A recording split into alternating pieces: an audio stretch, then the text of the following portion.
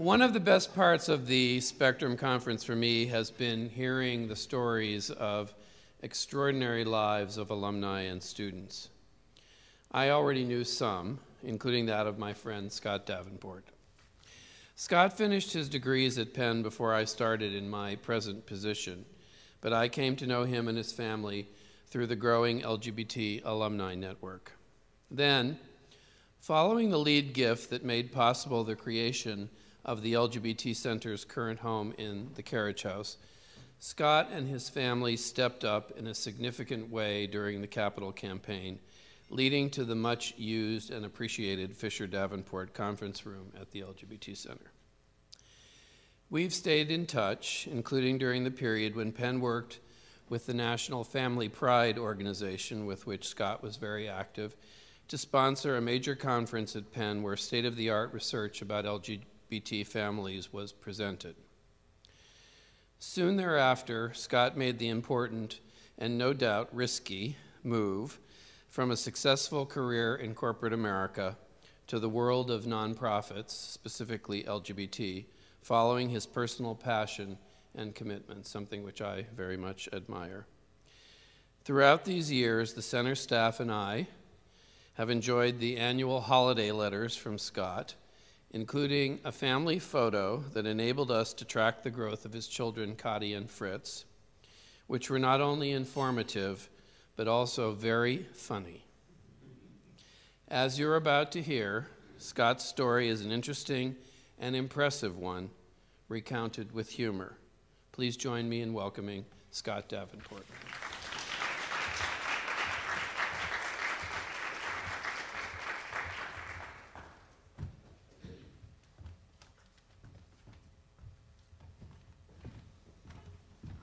Hi there, everybody. I feel like he set the expectations way too high. I also want to do two things before I start.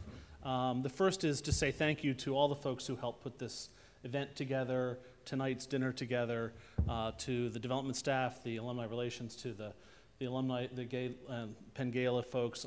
It's just an amazing sort of thing that we're doing here this weekend, and I think we should just take a moment to sort of say thanks and to reflect on that. I also want to take a moment, I hope you don't mind, I'll make it a little bit maudlin, but I was very moved, shocked, I don't know quite what to say, with the suicide at Rutgers this past week. As you'll hear in my remarks, my son is just starting college himself at the University of Vermont. And so it sort of hits home for me in a very personal way. And I'd just like it, and for us as a community, it's really a tragedy. And I'd like us to just take 10, 15 seconds to just sort of moment of silence, if you don't mind, because I think it's such an important sort of thing.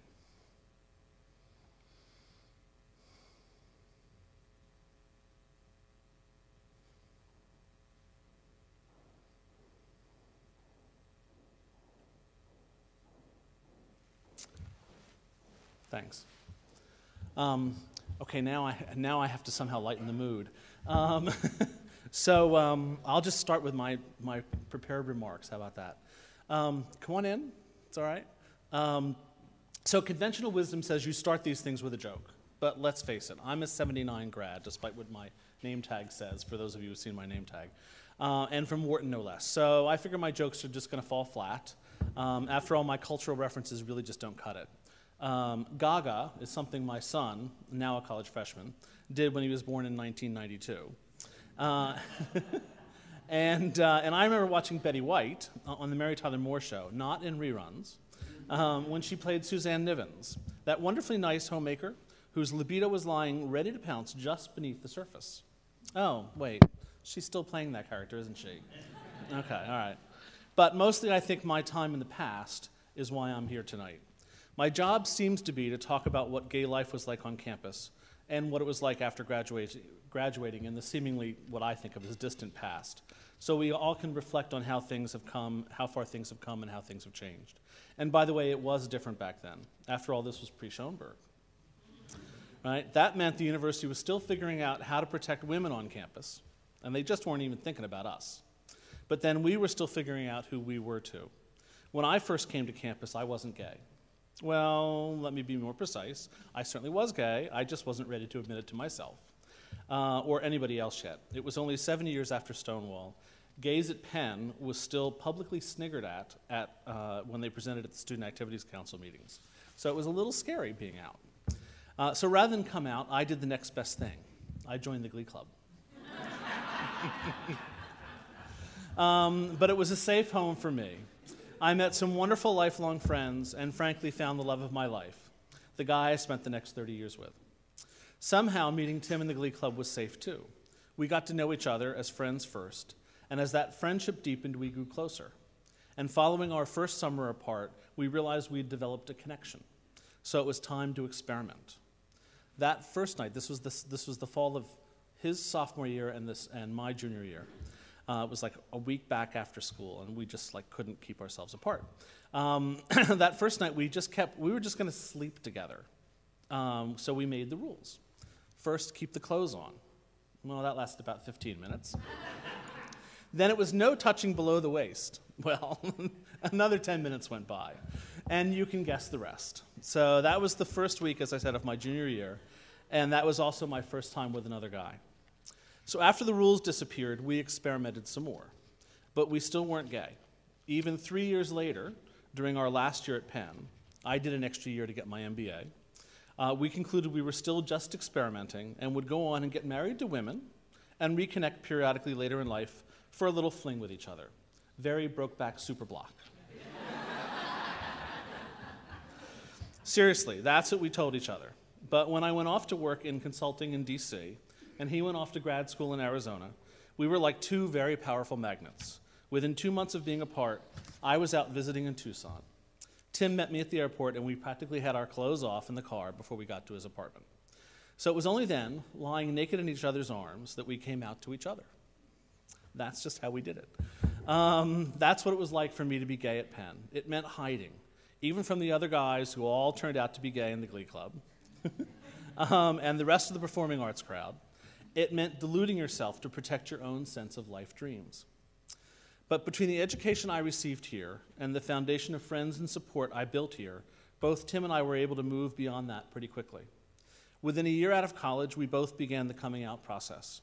In fact, one of the first people I told publicly was Linda Weidman, then and now the head of the BFS program here at Penn. And she didn't bat an eye, nor did any of our friends from Penn. They were all living in that same cultural moment, pre-AIDS, when being gay was increasingly okay, especially for those who had been educated at a place like Penn. And together we had built a strong sense of who we were, and the opportunities for life seemed unlimited. So we went about finding our gay selves. For 2 years, I sang in the Gay Men's Chorus of DC. Tim stopped grad school and moved to DC to be with me. And together we built a new network of friends. We went to drag shows, had Sunday brunch, went on beach weekends in Rehoboth. So that stuff probably hasn't changed that much. But as Penn grads, we were privileged in life. We bought our first home together after only 3 years out of school, redecorated, added 2 cats to the household, and before long, bought our second place at the beach too. But by the end of the 80s, having survived the heart of the AIDS epidemic thanks to monogamy, we knew our dreams were bigger. We wanted a real family and figured we just had to figure out how to make that happen. So we went about having kids. And like any Penn grad, we researched and figured it out. And by the way, that was before the internet. When we were ready, we put an ad in the Washington Blade saying we wanted to have kids and asked for anyone with information on adoption or interested in surrogacy to contact us. We got one response from the person who became our daughter's bio mom. And literally 15 months later, in March of 1990, Cotty was born. We were fast. 2 years later, we did it again, and with 2 kids now in tow, we began our new lives as parents, and more importantly, as activists. Because you see, after being asked on day 2 as new parents by the drugstore clerk as we were buying more diapers and formula, she said, "Is it Mom's Day off?" We made a decision that we had to be open about who we are, who our family is, in order to demonstrate to our kids that they should be comfortable in their own skin and proud of who they are. And if you're wondering what we said to the clerk, well, we hemmed and we hawed, and at that point just said, no, which just generated a quizzical look. But we then processed that and thought about that, and 2 days later, when we got the same question from the clerk at the Safeway down the street, we were prepared and we replied confidently, no, our family has 2 dads. Whereupon you could see the wheels in the clerk's head turn, the light bulb would go on, and then the clerk replied, oh, isn't that nice? She's so lucky to have 2 dads. Delighted and self-satisfied that she'd figured things out. And with that, we solved the problem of how do you come out in a non-threatening way. Our lives as parents became inextricably linked to being activists. We quickly found community and helped form our first gay parent play group, thanks to the help of our pediatrician. Having our kids know they weren't unique was really important to us. We expanded our community by becoming involved with what is now the Family Equality Council, what Bob referred to as Family Pride. As Penn grads with resources, we felt it was important to help broaden the community. Tim became FEC's first executive director, and I served on the board for 6 years and as co-chair for 2 of those years. And as part of that organization, we founded Family Week in Provincetown, which just celebrated its 15th year with several hundred queer families in attendance. And we did all that for others, but we also did it for our kids. We knew that an annual tradition provided stability and a sense of continuity for our kids as they grew up with other kids just like them year after year. And we even taught Fritz, our son, to count to 30 by counting the rainbow flags flying as we walked down Commercial Street. We did press, appearing on the front pages of the Washington Post, the New York Times, the Chicago Sun-Times, and Tim even appeared in a special NBC report singing the Barney song. I love you, you, remember that? Okay, good. As he put Fritz to bed, we wanted to put a real face on LGBT families as the first salvos in the marriage battles of the mid-90s happened. We were always out at our kids' schools, hosting the parent picnic at our house so other parents could realize we were just like them with high chairs and plastic toys cluttering the kitchen. We prepared our kids for the tough stuff. So when Fritz came home from preschool and told his 6-year-old sister that his best friend said he couldn't have 2 dads, we just got to sit back and listen as Cotty, just 2 years older, said, oh no, when he says that, you just tell him there are lots of families like ours, some with 2 dads, some with 2 moms, some with a dad, mom, and a dad. And life went on. And when our daughter had her first period, sorry about this, in 4th grade, she was early, she had a tampon in her backpack. And when early the next year a friend unexpectedly got her first, Cotty was the one who took her to the girls' room and helped her out. And that night we got a call from the girl's mom thanking us profusely because she hadn't been prepared. So I can go on and on with stories like this. And if you want more, just ask me about the time Ken, of Barbie and Ken, came out to my daughter and me at Epcot Center in Disney World. Leave that one hanging for you. Okay?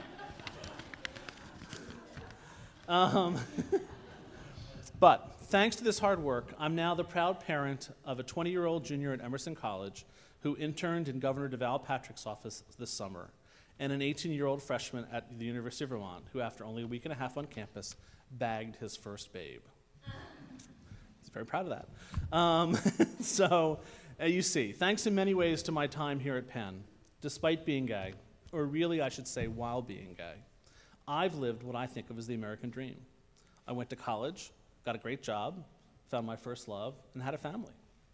And in 2006 in Provincetown, I even got married in the garden of our summer place there in front of 24 of our family and friends.